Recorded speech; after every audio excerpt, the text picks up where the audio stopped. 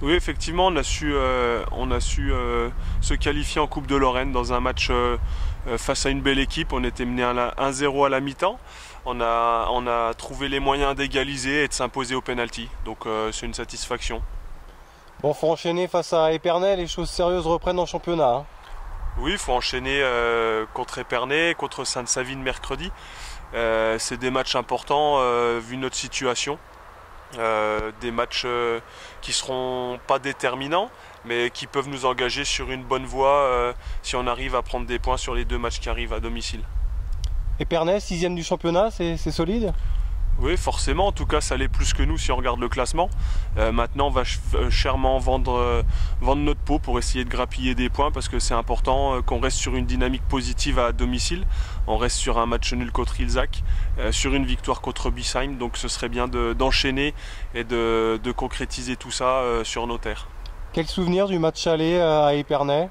Ouais, un match compliqué, on s'était incliné 1-0, mais une équipe pareil qui n'est pas dans la même catégorie que la nôtre.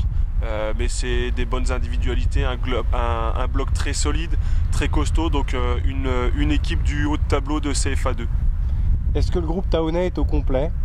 Oui, le groupe taonais est au complet, tout le monde est apte. A priori, il nous reste un entraînement ce soir pour faire un dernier point, mais tous les joueurs sont impatients d'être convoqués et d'apporter leur pierre à l'édifice pour ce match, pour le match de mercredi contre Sainte-Savine et de samedi prochain contre Agno. Bon, le Estaon est habitué à jouer le maintien, on peut dire que vous avez l'expérience maintenant. Est-ce que c'est un atout dans la lutte finale?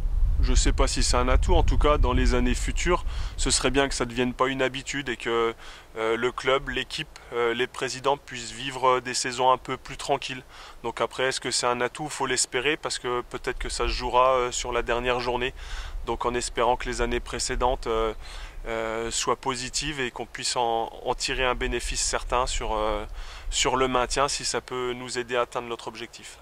C'est une bonne chose d'enchaîner face à Sainte-Savine juste derrière, jouer tous les 3 jours, ça ne vous dérange pas? De toute façon, que ça me dérange ou pas, c'est pas le problème, le calendrier est fait comme ça. Donc on s'en accommode, on essaye de bien récupérer entre les matchs. Maintenant, nos joueurs à l'ES Taon sont des joueurs amateurs. Est-ce que les jambes répondront? Est-ce que la tête répondra? On l'espère vivement. En tout cas, il faudra trouver des solutions, des ressources peut-être insoupçonnées. Mais quoi qu'il arrive, la réponse sera collective et pas seulement de 14 ou 16 joueurs, mais du groupe tout entier d'entraînement, voire des joueurs de l'équipe B. Est-ce que vous planchez d'ores et déjà sur un éventuel recrutement en vue de la saison prochaine? Ouais, j'en suis pas là avec Michael Grand, mon conjoint. J'en suis vraiment pas là. Pour l'instant, on est concentré sur cette fin de championnat. Forcément, il va falloir anticiper certaines choses, mais on a des matchs suffisamment importants, un classement qui nous ne permet pas encore d'être dans cette optique-là. Mais il faudra s'y pencher assez rapidement, effectivement. Bon, tous les clubs vosgiens ont du mal cette saison, hein. Le SAS Football dernier, l'US Raon l'étape dernier, le Estaon qui joue pour son maintien.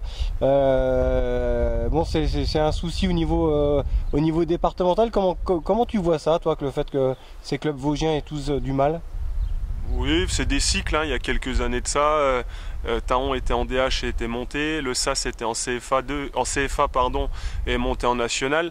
C'est des cycles qui sont comme ça, en espérant qu'on retrouvera rapidement des cycles plus positifs. Après, je souhaite vivement qu'Épinal se maintienne, que Raon fasse pareil et puis que nous, forcément, on soit encore en CFA2 l'année prochaine. Bon, soleil ce samedi, important, la pelouse du stade Robert Sayer est au top? J'espère qu'elle est au top parce que notre dernier match c'était le 10 janvier, donc depuis là on n'a pas joué dessus. Donc je pense qu'elle sera bonne vu que les services municipaux s'y attellent et travaillent de la meilleure des façons. Donc il n'y a pas de raison pour qu'elle soit pas bonne. Composition du groupe, tu dévoileras ça gentiment ou tu peux déjà nous donner une petite esquisse? Non, il y a un dernier entraînement ce soir, 2-3 ajustements, voir l'état de fatigue des troupes. Donc on fera ça tranquillement ce soir après l'entraînement.